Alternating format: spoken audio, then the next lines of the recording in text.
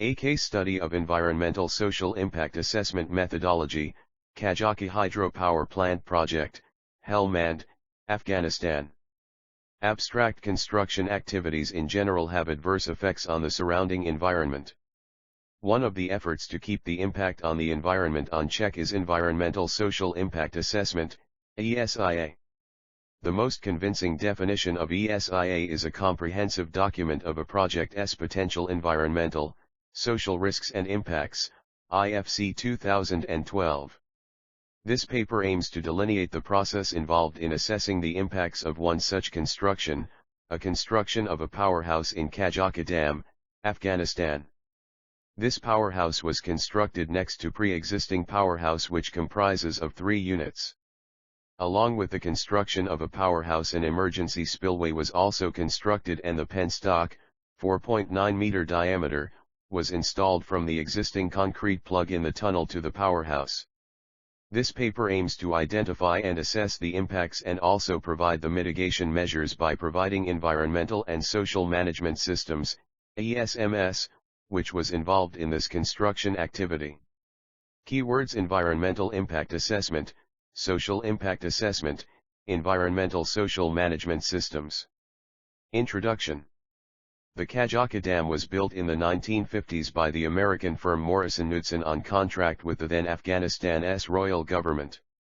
216.52 MW, MW, hydroelectric turbines were installed by USAID in 1975, along with 110 volt, V, transmission lines and substations that distributed the generated energy to the region. The dam's power station has space between the 2 existing turbines, 1 and 3, for a third turbine, turbine 2, which was not installed before the US withdrew from Afghanistan in 1979 following the communist coup and subsequent Soviet military intervention.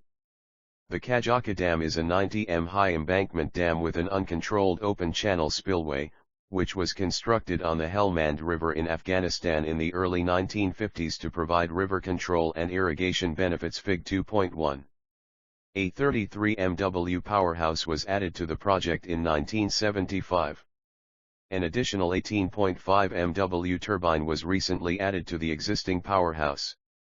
Work on the planned service spillway radial gates, emergency spillway alternative, and raising the dam crest commenced during the late 1970s, but construction activities ceased during the Soviet occupation and these facilities were never completed. Consequently, the reservoir has never been impounded to its design level of 1045 m. The Kajaki Dam was built in the 1950s by the American firm Morrison Knudsen on contract with the then Afghanistan's royal government. 216.52 MW, MW, hydroelectric turbines were installed by USAID in 1975, along with 110 volt, V, transmission lines and substations that distributed the generated energy to the region.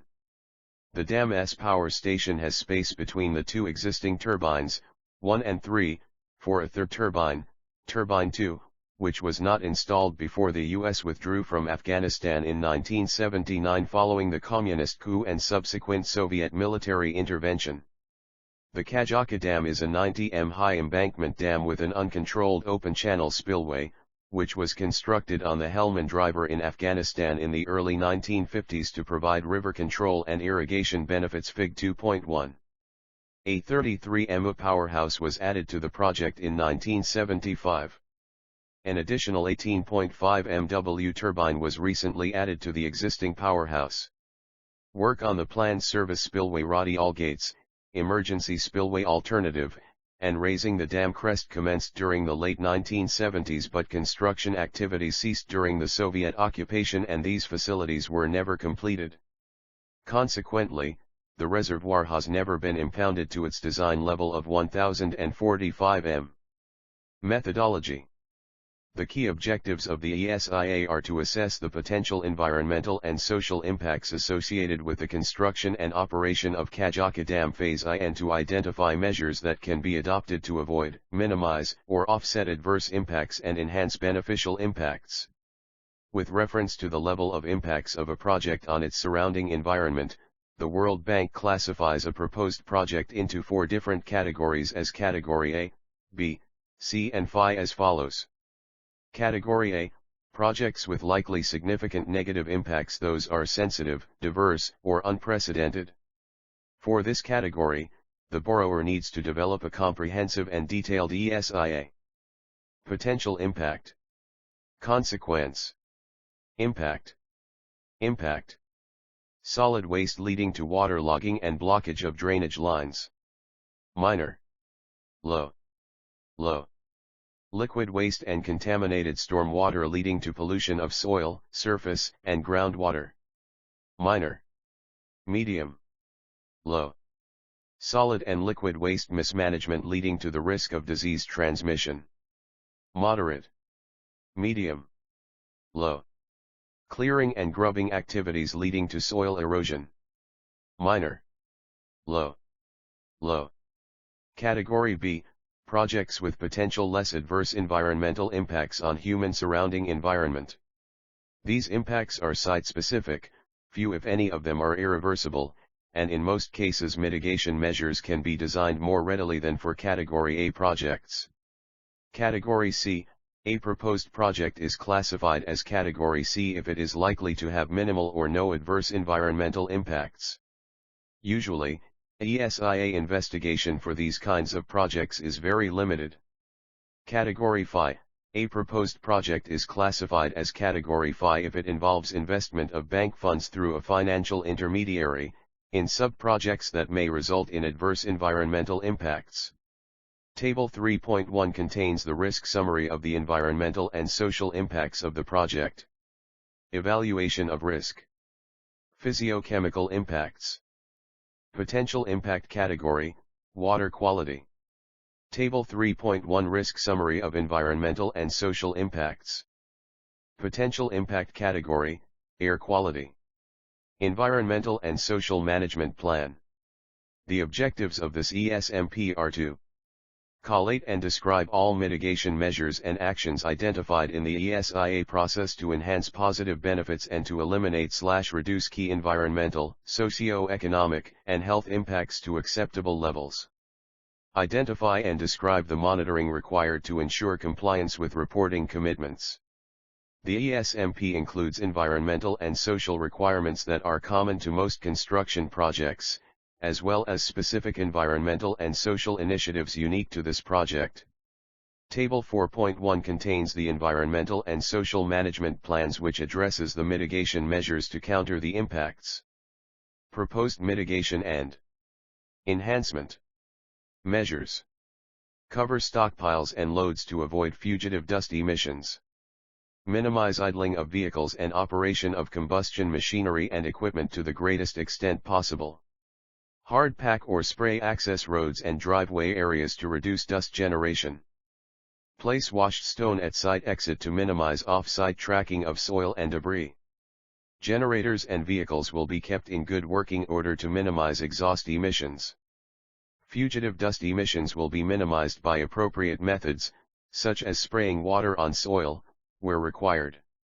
Environmental Code of Practice, ECP, 8 will be implemented. Potential impacts. Accidental release of solvents, oils, and lubricants can potentially result in the contamination of soil and consequent deterioration of groundwater and surface water quality. Soil contamination may also reduce the soil fertility, reducing suitability for agriculture. Proposed mitigation and enhancement measures. Fuel tanks will be appropriately marked by content and will be stored in safe areas where storage capacity is 10% greater than the fuel tank. The area will be lined with an impervious base. Grease traps will be installed on site, wherever needed, to prevent the flow of oily water. Spill cleaning kit, shovels, plastic bags, absorbent materials, will be available near fuel and oil storage areas. An emergency plan for spill management will be prepared. All staff will be trained in the plan for the case of any spill.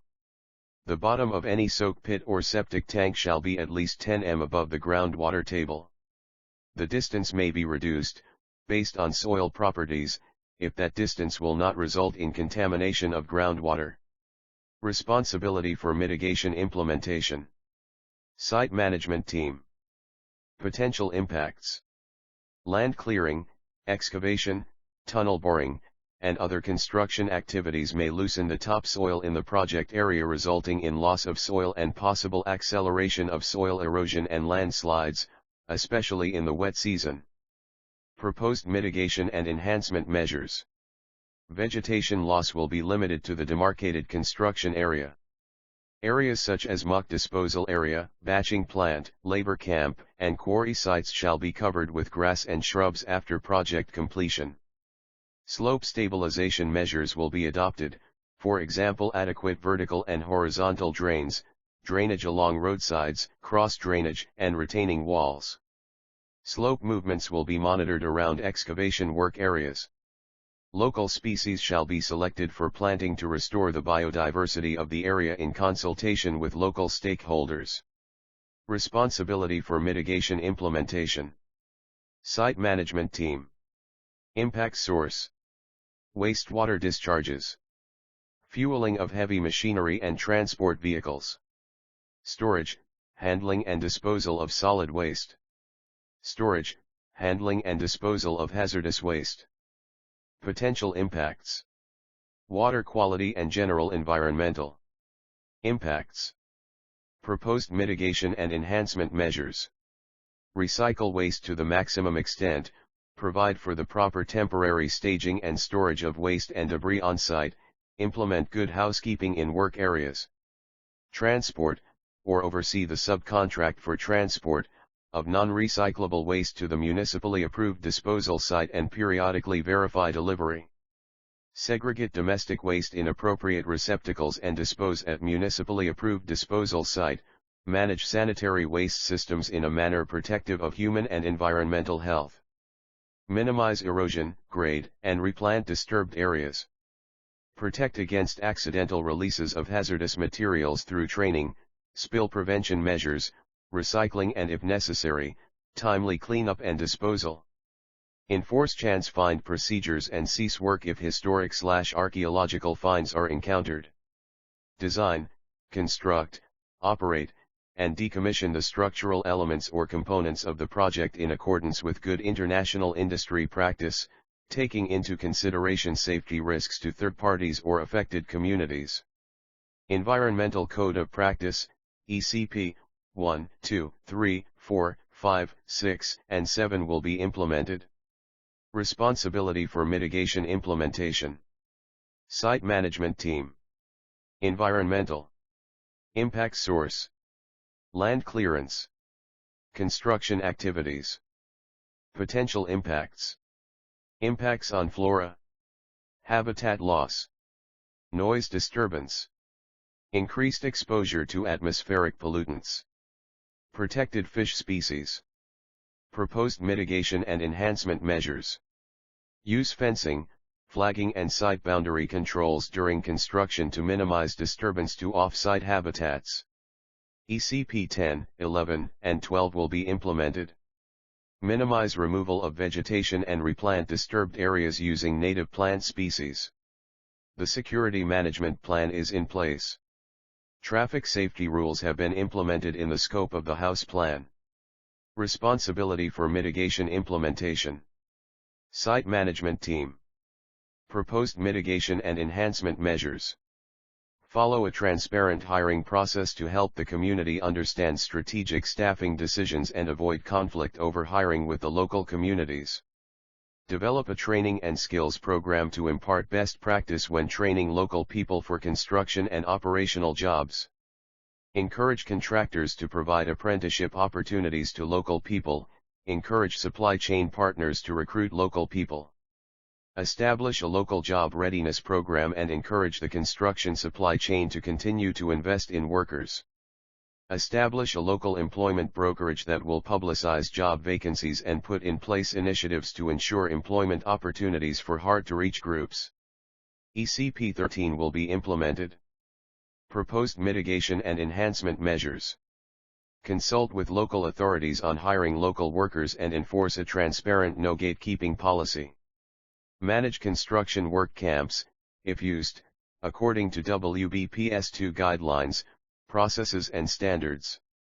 Provide workers with clear, understandable documentation explaining workers' rights and refrain from harassment, intimidation, and exploitation. Enforce human resource policies specifically outlawing underage workers and forced labor. Implement employee grievance policy for on-site workers as part of the Workers' Rights Program. Ensure proper security protocols and staff are in place throughout construction to provide security and safeguard property. ECP 13 will be implemented. Responsibility for mitigation implementation. Site management team. Environmental impact source. Project site. Potential impacts. Public health and safety impacts. Proposed mitigation and enhancement measures. Road signage will be fixed at appropriate locations to reduce hazards associated with project-related vehicular traffic. Project drivers will be trained on defensive driving. Vehicle speeds near/within the communities will be kept low, to avoid hazards and dust emissions. Responsibility for mitigation implementation. Site management team. Environmental impact source. Construction activities. Potential impacts. Impacts/disturbance to unforeseen cultural heritage through project activities. Proposed mitigation and enhancement measures. Procedures shall be developed in the event that cultural heritage is discovered during the project construction. ECP 14 will be implemented. If cultural resources are found during construction, follow the Cultural Heritage Law of Afghanistan using the chance find procedure to identify and analyze the heritage and archaeological resources during construction. Responsibility for mitigation implementation. Site management team. Environmental impact source. Construction activities and borrow area. Potential impacts. Visual amenity. Proposed mitigation and enhancement measures. Landscaping of the site when construction is complete. This will mitigate the visual impact and reduce soil erosion during heavy rains and flood periods. Soils excavated during construction, borrow material, may be used for landscaping if suitable. Responsibility for mitigation implementation. Site management team. Environmental impact source. Borrow site. Potential impacts. Soil erosion. Proposed mitigation and enhancement measures. Reduce the volume of material requiring disposal as far as possible. Remaining material will be disposed of in an environmentally sound manner. Disposal sites will be properly filled, shaped, and reworked, and where feasible planted with trees. Borrow material should be obtained, as much as possible, from licensed quarries and borrow areas. Where necessary, appropriate restoration of the borrow area such as recontouring should be carried out, and no deep ditches should be left behind. ECP 7 will be implemented. Responsibility for mitigation implementation. Site management team. Result. Many factors were considered for the environment and social impact. The consequence and impact significance are also considered along with impact significance along with the mitigation measures. Likelihood of the impact also proves to be of great significance in the impact matrix. The category of the impacts was classified only based on rough estimation. Numerical data is not available for this construction activity and hence numerical analyses are not provided in this study. Local impacts and mitigation measures which are negligible are not mentioned in this paper, for which mitigation measures were provided then and there. Data from Environmental Safety Impact Assessment, ESIA, report submitted by Green Tech Construction and Engineering was only considered in preparing this paper. This paper, however, delineates the application of Environmental Safety Impact Assessment, ESIA, and how mitigation measures are provided through Environmental Social Management System, ESMS, in a construction activity. Data availability. Some or all data, models, or code used during the study were provided by Green Tech Constructions and Engineering, Kabul, Afghanistan. Direct request for these materials may be made to the provider as indicated in the acknowledgements. Identify the headings.